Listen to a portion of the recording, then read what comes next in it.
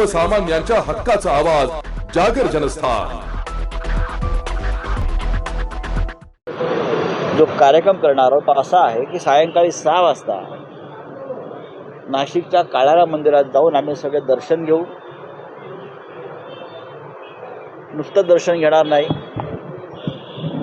तिथे काही आमचे धार्मिक विधी होतील।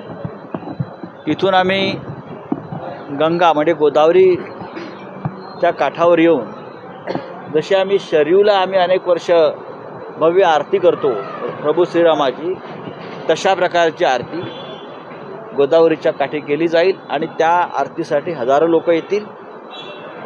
दुसऱ्या दिवशी 23 तारखेला सकाळी नाशिकच्या डेमोक्रेसी क्लबमध्ये शिवसेनेचं राज्यव्यापी शिबिर होईल आणि त्यानंतर संध्याकाळी 5:30 वाजता अनंत कान्हेरे मैदानावरती शिवसेनेच्या प्रचाराचा नारळ वाढवला जाईल। प्रचंड विराट सभा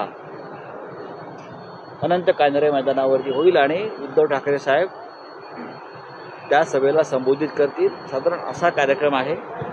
पण 22 आणि 23 या 2 दिवसामध्ये या नाशिक शहरामध्ये आम्ही प्रभू श्रीरामाचा गजर करणार आहोत।